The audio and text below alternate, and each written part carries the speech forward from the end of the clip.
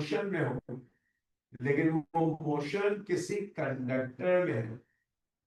अगर charge particle state of motion में हो, लेकिन वो मोशन किसी कंडक्टर में है, तो इससे वो सिर्फ क्या प्रोड्यूस करेगा? Magnetic field. अच्छा, बिल्कुल शुरू में जो जुमला मैंने कहा था, मैं एक दफा रिपीट करूं ताकि जो नहीं सुन पाए वो दोबारा सुने।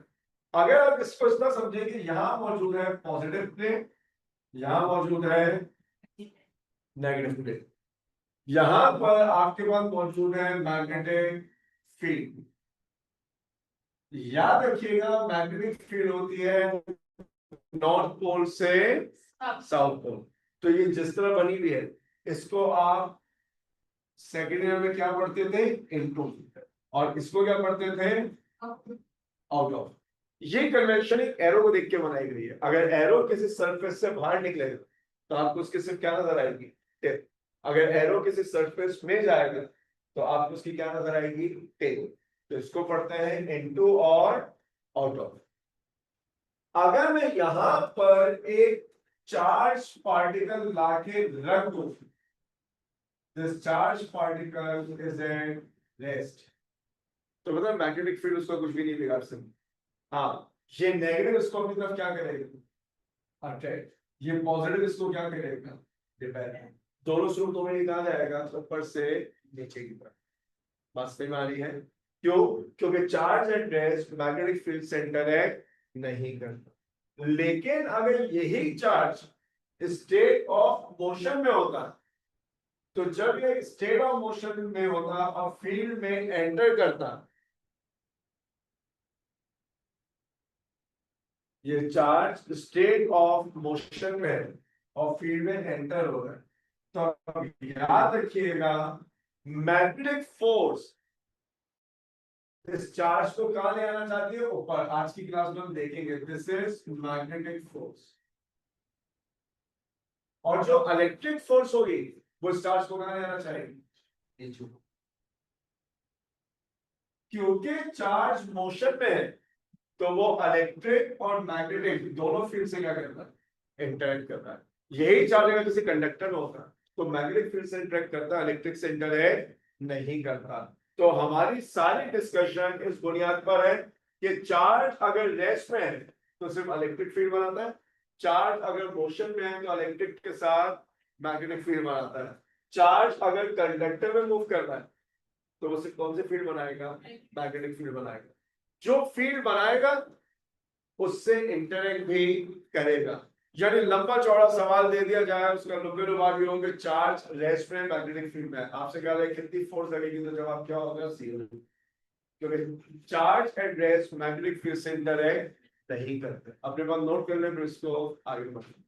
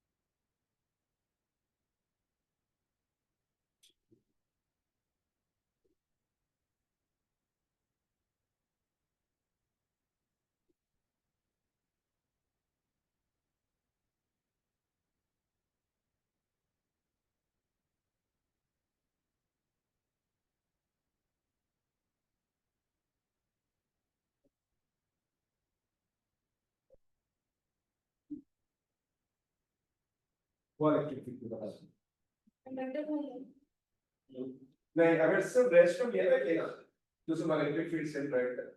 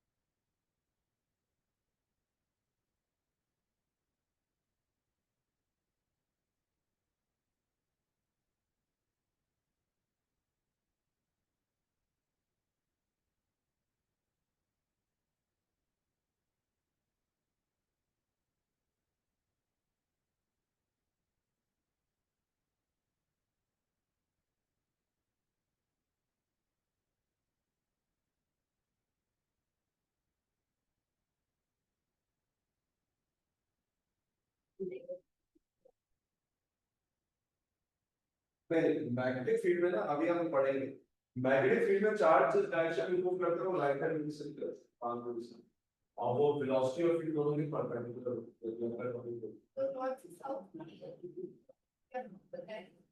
नहीं, मैंने कहा था कि ये इनटू दी मोड है ना, इसका मतलब सामने नॉर्थ है, ये साउथ है, तो फील्ड तो ऐसे जा रही है।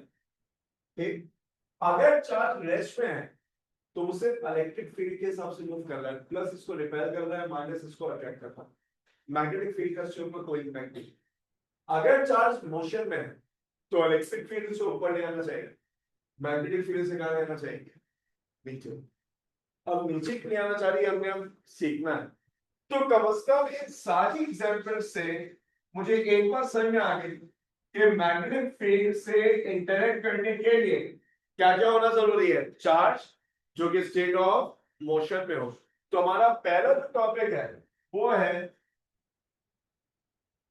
Magnetic force on moving charge.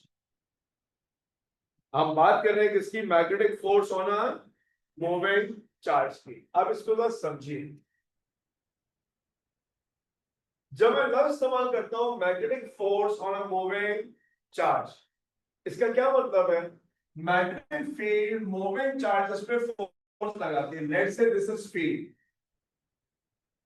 एक चार्ज पार्टिकल है जो इस डायरेक्शन में ट्रेवल कर रहा है, वो चार्ज है क्यू, वी और बी एंगल कितना, थीटा। हम ये कहते हैं this force is directly proportional to charge, जितना ज्यादा चार्ज होगा फोर्स उतनी ज्यादा होगी। लेकिन क्या मैग्नेटिक फील्ड हर चार्ज पे फोर्स लगा सकती है, सिर्फ कौन से चार्ज पे फोर्स लगाएगी, मूविंग चार्ज। तो ये फोर्स किस पे भी डिपेंड करती है, वेलोसिटी पे। तो फोर्स वेलोसिटी पे भी डिपेंड कर रही है, फोर्स चार्ज पे भी डिपेंड कर रही है। फोर्स है कौन सी, तो फोर्स मैग्नेटिक फील्ड की स्ट्रेंथ पे भी डिपेंड करता है। ठीक, तो इस डेफिनेशन के अंदर या हेडिंग के अंदर ये सारे फैक्टर छुपे हुए हैं, magnetic field, velocity and charge. अब एक्सपेरिमेंट से देखा ही गया कि अगर चार्ज फील्ड के बिल्कुल पैरेलल ट्रेवल करे तो मैग्नेटिक फील्ड उसमें फोर्स ही नहीं लगा, फोर्स क्या बन जाती है, जीरो। और अगर चार्ज फील्ड के परपेंडिकुलरली मूव करे तो फोर्स क्या बन जाती है, मैक्सिमम। ये कैरेक्टरिस्टिक है साइन थीटा का, क्योंकि साइन 0 0 होता है, साइन 90 1 होता है। तो हमने कहा मैग्नेटिक फोर्स डायरेक्टली प्रोपोर्शनल है चार्ज के, मैग्नेटिक फोर्स डायरेक्टली प्रोपोर्शनल है वेलोसिटी के, मैग्नेटिक फोर्स डायरेक्टली प्रोपोर्शनल है स्ट्रेंथ ऑफ द फील्ड के, और मैग्नेटिक फोर्स डायरेक्टली प्रोपोर्शनल है sine of angle between field and velocity. अगर मैं इन सब को कंबाइन करूं तो इन सब को कंबाइन करने पर मेरे पास जो फॉर्मूला बनेगा तो फॉर्मूला होगा F is proportional to Q B sine theta. अगर आप प्रोपोर्शनैलिटी को इक्वालिटी में कन्वर्ट करें तो आपके पास एक अदद क्या आ जाएगा, कांस्टेंट। ये कांस्टेंट एक्सपेरिमेंट से निकलता है। जब इस कांस्टेंट को निकाला गया तो मेरे पास कांस्टेंट की वैल्यू 1 आ गई। तो जो फॉर्मूला हमारे पास बना वो फॉर्मूला बना F equal Q B sine theta. क्योंकि फोर्स एक वेक्टर है, अगर आप गौर से देखें तो आप रिकॉल करेंगे से जो v भी साइन थीटा है ना, ये याद दिलाता है v क्रॉस v। याद आया, जैसे a डॉट b होता है a b cross theta, v cross v होता है v b साइन थीटा। तो ये बन जाएगा v क्रॉस b। और इस v क्रॉस b की वजह से मुझे याद आया कि अगर मैं डायरेक्शन निकालना चाहूं तो मैं इस्तेमाल करूंगा राइट हैंड पाम रूल। अब वेक्टर में राइट हैंड पाम रूल कैसे अप्लाई करते हैं, आप कहते थे ये रहा v, ये रहा b। हम रूल ये कहते थे अपने राइट हैंड को फर्स्ट वेक्टर पे रखिए, ठीक, राइट हैंड को फर्स्ट वेक्टर पे, इस तरह कि पाम फेस करे सेकंड को रखते थे, ऐसे भी कर सकते, लेकिन अब पाम सेकंड को फेस नहीं करें। आपने अपना राइट हैंड फर्स्ट पे इस तरह रखना कि पाम सेकंड को फेस करे। अगर मैं फिंगर्स को कर्ल करूं तो वो फर्स्ट से कहां जाए, सेकंड की तरफ। ये गिराता है राइट हैंड को। राइट हैंड को फर्स्ट पे रखते हैं कि पाम फेस करे सेकंड को, कर जाएगा फर्स्ट से सेकंड। ये क्या बन रहा है, आउट ऑफ द इक्वेशन। यानी जो फोर्स होगी उसकी डायरेक्शन बनेगी out of the both. Magnetic force is always perpendicular to both v and b। जो मैग्नेटिक फोर्स होती है वो v के भी परपेंडिकुलर होती है, जो मैग्नेटिक फोर्स है वो b के भी क्या होती है, परपेंडिकुलर। मैग्नेटिक फोर्स हमेशा दोनों के परपेंडिकुलर होती है, ठीक। हमें इलेक्ट्रिक फील्ड पता होना चाहिए, ये फॉर्मूला समझ में आना चाहिए, क्या ये सारी बातें रिकॉल हो रही है। अब इस पूरी क्वेश्चन पे फोर्स आप जानते हैं, चार्ज आपको पता है, वेलोसिटी आपको पता है, बी वो क्वांटिटी है जो आप पहली दफा पढ़ रहे हैं। तो जरा इस बी की बात करो। अगर मैं यहां से बी का फॉर्मूला ड्राइव करूं तो बी किसका होगा, F upon Q B sine theta. थोड़ा होशियारी से काम करो। अगर मैं चार्ज को पुट कर दूं 1 कूलम, वेलोसिटी को 1 मीटर पर सेकंड और थीटा को 90, तो आप एग्री करेंगे b is equals to f होता है। क्यों, मैंने q को 1 कर दिया, b को 1 कर दिया, थीटा 90 sin 90 भी क्या होता है 1। तो 1 into 1 into 1 is 1। b किसके बराबर हो गया f। मैं क्या कहूंगा, strength of magnetic field is equal to magnetic force or a charge of 1 coulomb moving with 1 meter per second perpendicularly to the field। अब ये जो b है, इस बीम को इलेक्ट्रिक फील्ड इंटेंसिटी की तरह मैग्नेटिक फील्ड इंटेंसिटी नहीं कहते। इस बीम के दो नाम हैं। इस बीम को नाम दिया जाता है क्या, मैग्नेटिक फील्ड ऑफ इंडक्शन, या इस बीम का दूसरा नाम होता है क्या, मैग्नेटिक फ्लक्स डेंसिटी। इस बीम को strength of the magnetic field नहीं कहते हैं, ये स्ट्रेंथ, इसका नाम है मैग्नेटिक फील्ड ऑफ इंडक्शन और मैग्नेटिक फ्लक्स डेंसिटी। ठीक, अपने पास सब नोट कर लेंगे तो इसके यूनिट की बात करो।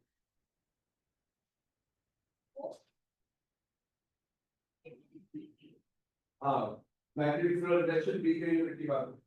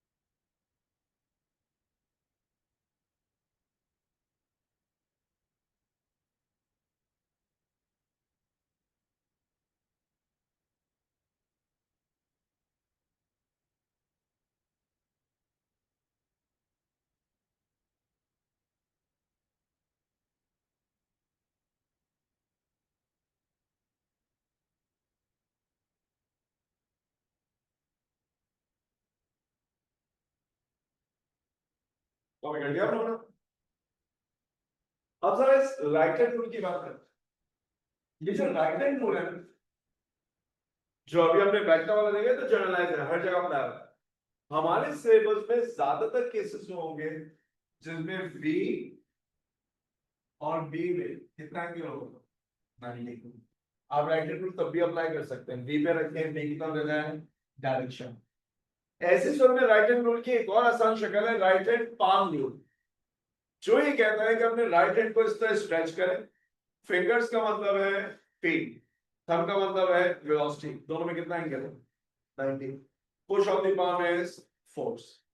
इसका मतलब ये हुआ कि अगर मैं आपको अब वो केस बनाऊं जो मैंने थोड़ी देर पहले बनाया था, ये है फील्ड की direction into the board. Charge particle enter हो रहा है यहां से, याद है मैंने क्या कहा था, मैग्नेटिक फील्ड चार्ज को कहां ले आना चाहिए, ऊपर। देखिए क्यों, अगर मैं फील्ड की डायरेक्शन में फिंगर रखूं तो इनटू द बोर्ड, ठीक है, लेकिन वेलोसिटी कहां पर है, राइट, तो मुझे राइट हैंड को ऐसे करना पड़ेगा, पुश ऑफ द पाम में अपवर्ड, लिहाजा ये चार्ज रिफ्लेक्ट होकर कहां जाएगा, ऊपर की तरफ जाएगा। Right hand palm rule apply करना बड़ा आसान काम है। जो आपके पास फिंगर्स होती है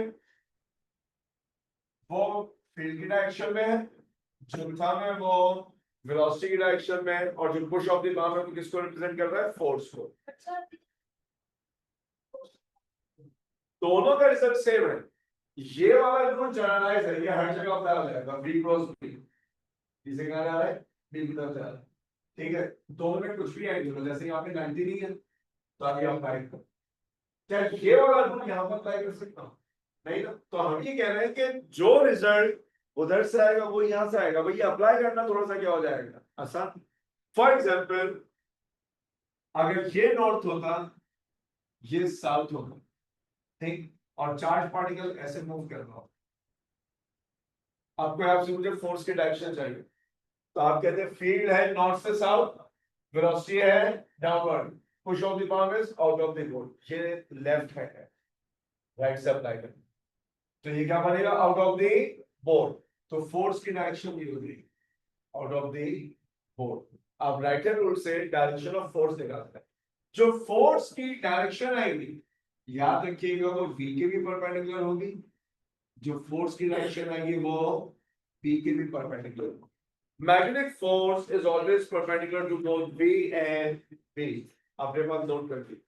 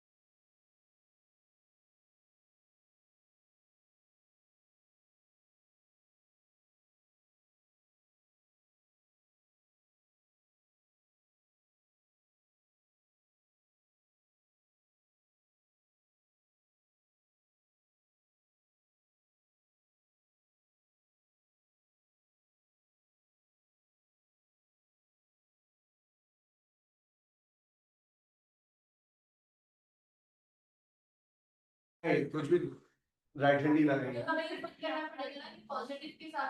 बिल्कुल बिल्कुल। Right hand rule is for positive charge. अगर फील्ड बनी हुई है out of the board, velocity है राइट, तो मैंने आपसे कहा कि राइट हैंड ऐसे रखिए, field out of the board, velocity इस डायरेक्शन, ठीक है, यानी आपके हिसाब से राइट बनता है। फोर्स क्या बनेगी? Downward. But downward is for positive charge. ये चार्ज कैसा है? नेगेटिव, तो उसके कैसे जाएगा? ऑपोजिट जाएगा। Right hand rule positive charge के लिए है। अगर चार्ज नेगेटिव होगा तो उसकी डायरेक्शन जो है वो क्या बनेगी? फिर ऑपोजिट बनेगी।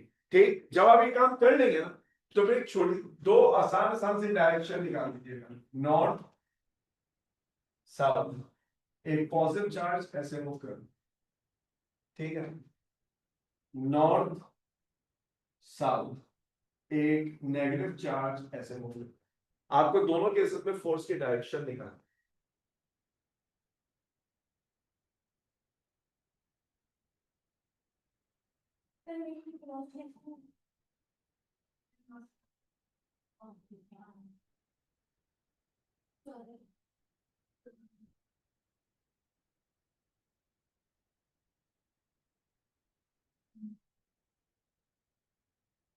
सर हमने इस वाले केस में नॉर्थ नॉर्थ का वो बोर्ड में रखा और साउथ बोर्ड में रखा, तो हमने रेंज पे साउथ किस तरह ड्रॉ करना है? इतना नॉर्थ से बनाते हैं नॉर्थ प्लस साउथ और मैं साउथ कैसे बनाऊं? साउथ पर स्टैंड या इन पर नॉर्थ है जैसे अगर आप इसको मान लें, ठीक है, और इसके साथ इसको लॉक मार लें, ठीक है, और इसके साथ हाँ, तो सही। तो ये बोर्ड वाली काम है बोर्ड और दीवार तो फिर ये वहाँ से चलेगा पॉजिटिव तो नहीं चाहिए ऊपर वाली में मुझे ऐसा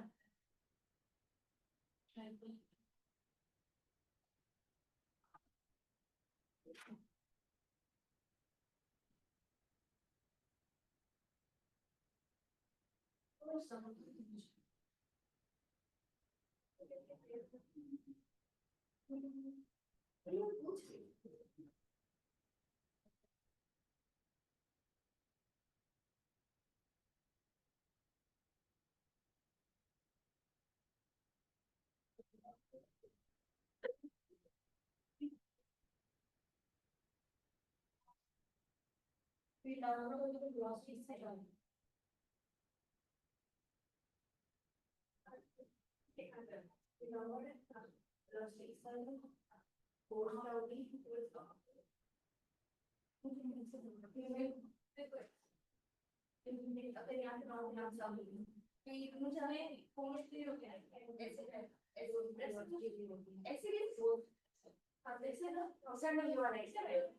ये ऐसे